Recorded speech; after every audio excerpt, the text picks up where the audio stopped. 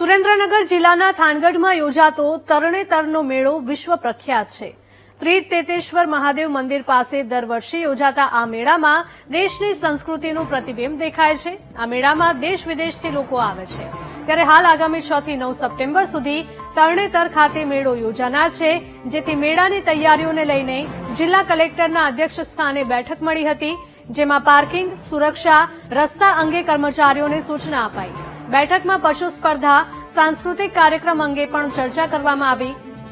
કોઈ અનિચ્છનીય ઘટના ન બને તે માટે કુંડ અને તળાવ ફરતે તરવૈયાની ટીમ તૈનાત રખાશે। મેળામાં કાયદો અને વ્યવસ્થા જળવાઈ રહે તે માટે તંત્ર સંપૂર્ણ રીતે સજ્જ છે।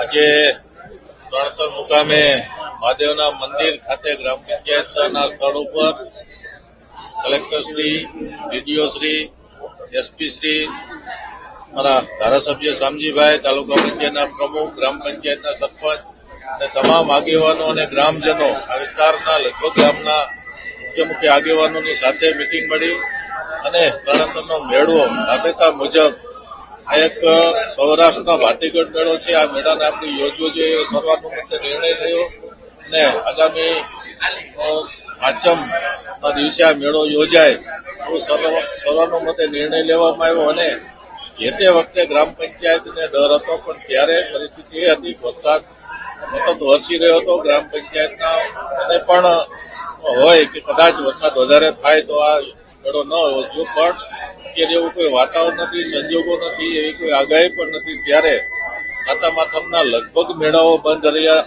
હોય વરસાદના કારણે તમામ લોકોની ઈચ્છા એવી છે કે આ મેળો તરણેતરનો આપણે યોજીએ। ત્યારે આજે આ મેળો યોજવાનો નિર્ણય બધાની વચ્ચે સર્વાનુમતે આ નિર્ણય લેવામાં આવ્યો છે। ગ્રામ પંચાયતે ઠરાવ એટલા માટે આપ્યો હતો કે વરસાદ ત્યારે બહુ હતો અને બીજી બાજુ રસ્તા બંધ હતા અને પોઝિશન બહુ સારી નહોતી, એટલે મેળો અમે આયોજનનું ના પાડી હતી અને હવે વાતાવરણ બધું સારું છે અને મેળો કરવામાં કોઈ વાંધો નથી। આજે બધા જ આપણા સાંસદ શ્રી, ધારાસભ્ય શ્રી, ગ્રામ પંચાયતના તમામ સભ્યો, સરપંચ શ્રી, અમારા જિલ્લા વહીવટી તંત્રના તમામ અધિકારીશ્રીઓ, એસપી સાહેબ, ડીડીઓ સાહેબ અને અમારા સાથી બધા અધિકારીઓ એમની સાથે આજે તરણેતર ખાતે ખાસ કરીને મેળોનું આયોજન માટેની એક મીટિંગ બોલાવેલી હતી। આગામી સંજોગોમાં હવે ખાસ વરસાદ નહીં પડવાની જે વિષય છે એના સંદર્ભે તરણેતરનો મેળો યોજવા માટે બધાએ સર્વસંમતિથી નિર્ણય કરેલો છે અને આજ રોજથી જ આ બધી કામગીરી અહીંયા ચાલુ થશે।